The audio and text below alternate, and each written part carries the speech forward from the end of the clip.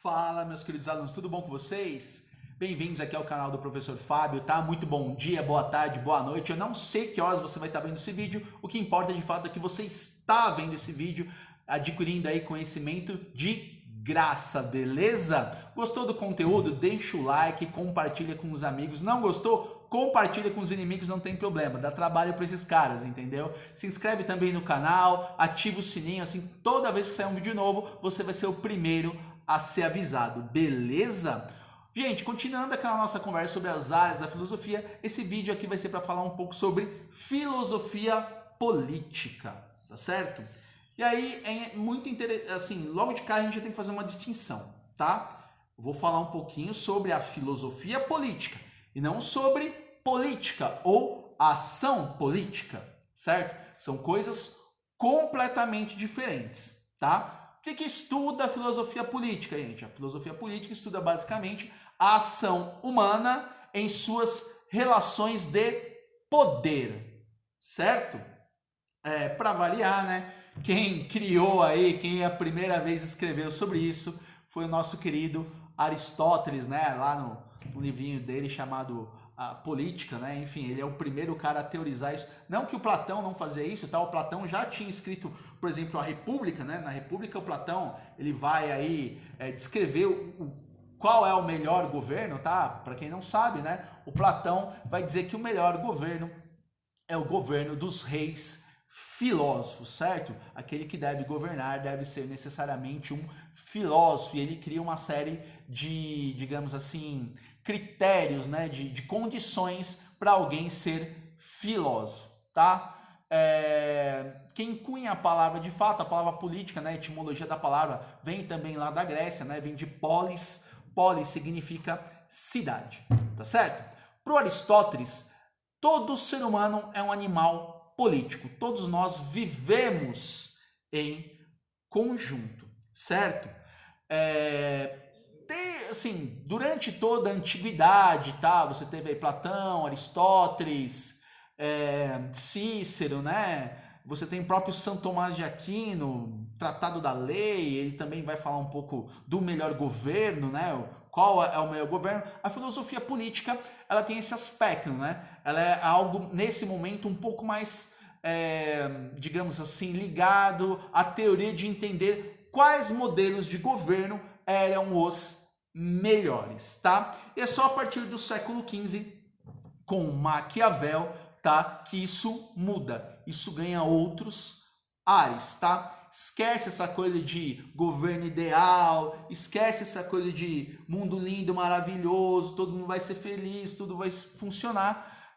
Para o Maquiavel você tem que entender um pouco a vida prática, tá? Você não sabe de quem eu estou falando, meu querido aluno? Vai lá jogar, meu filho, vai lá, vai atrás de jogar Assassin's Creed Brotherhood, certo? O Ezio Auditore lá, para quem já jogou esse jogo, ele vai, um dos conselheiros do Ezio Auditore nesse jogo é o Maquiavel. Ele tem dois conselheiros, né? O Maquiavel e o Leonardo da Vinci, que eram contemporâneos lá em Florença, certo? Na Itália. Então assim, gente, o Maquiavel, tá? Ele, digamos assim, a visão dele é a visão mais próxima que a gente... a visão que nós hoje, né, no século XXI, temos da política, é uma visão um pouco mais maquiavélica, se vocês quiserem, tá? Por quê? Porque o Maquiavel, né, no livro chamado O Príncipe, tá? Ele se inspirou muito, ele trabalhou com um cara chamado César Borgia, né? E ele se inspirou muito nesse estadista da época, tá? Vale lembrar que na época a Florença era bem diferente, tá? A Florença era uma república, enfim, vai ter que estudar um pouco de história, tá? Mas era bem diferente do que é hoje, tá certo? Ele se inspira muito nesse César Borgia, tá? Ele dedica o Príncipe ao Lourenço de Medici, tá? Que, enfim, seria o futuro príncipe, talvez, né? E por isso que o livro chama-se O Príncipe, tá? Maquiavel vai dar dicas práticas de como você deve governar, certo? Por isso que eu tô falando, nesse momento, tá? Se você estiver estudando filosofia política, você vai entrar no pensamento do Maquiavel e vai reparar o seguinte, que é uma contraposição ao que, por exemplo, Aristóteles, Platão, São Tomás de Aquino, Santo Agostinho tinham pensado antes dele. Por quê? Porque ele sai do plano teórico, do que é o bom governo, e vai para a prática, né? Vai para a prática e vai estabelecer, do ponto de vista dele, Maquiavel, de como você tem que fazer para conquistar o poder ou se manter no poder, certo? Então, coisas do tipo, mantenha os amigos perto, os inimigos mais perto ainda, tá? Isso é Maquiavel, né? Sabe? Então, assim, o Maquiavel ele tem uma visão muito, digamos assim, pragmática, né? Muito utilitarista do que aquilo que você tem que fazer para manter o poder, né? A todo momento ele fala, olha, o povo para ele te adorar, né? Ele tem que te adorar, mas tem que te temer também, né? Senão você perde o seu poder. Tudo você faz com vistas à manutenção do poder, beleza? Isso é século XV, né? Maquiavel aí de 1469.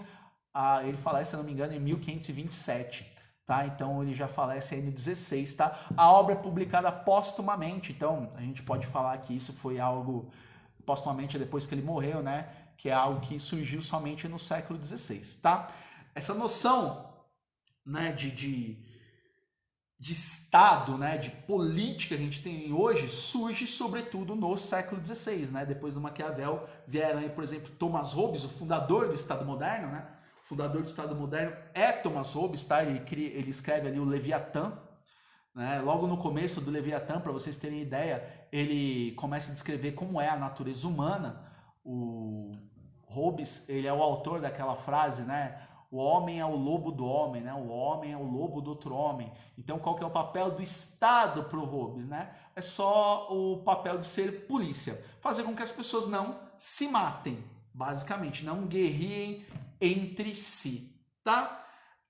Depois a gente tem o Rousseau também, né? Fundador do justnaturalismo. É uma teoria diametralmente oposta à teoria do Hobbes. Tá? O Rousseau vai falar o seguinte: o homem é bom por natureza e é corrompido pela sociedade. Ele tem livros como, por exemplo, o Contrato Social, onde o Estado, né, digamos assim, os cidadãos se reúnem, né, e fazem um pacto, criam, né, um pacto, estabelecem as leis e aí dão esse poder ao legislador, fazendo aí o pacto social. E você tem também o nosso querido Montesquieu, no seu famoso O Espírito das Leis, que cria, por exemplo, algo que a gente está muito acostumado a ver hoje, tá? Montesquieu é do século 17, né? 17 e 18. O Montesquieu ele vai criar a teoria tripartite da distribuição do poder, tá? Então, é ele que cria, por exemplo, a noção de poder executivo, poder legislativo e poder judiciário, né? Como diria Auguste Comte, que é um filósofo positivista, né, também muito ligado à sociologia, a maioria das pessoas vão viver de acordo com ideias de filósofos que elas jamais conhecerão. Né? Então, se você acha que, por exemplo, o executivo hoje em dia está muito em voga, né? Executivo, legislativo, judiciário, por que é assim, né? Tá aí. Montesquieu, foi Montesquieu que criou esse negócio, certo? Assim como Hobbes criou o Estado moderno, tá? Então é isso, gente. Filosofia política estuda as relações... estuda a ação humana e suas relações de poder. Gostou dessa aula? Deixa um like, compartilha com os amigos, tá certo? Compartilha com os inimigos. Vamos continuar estudando, vamos continuar adquirindo conhecimento, beleza? Filosofia é vida. Falou, valeu!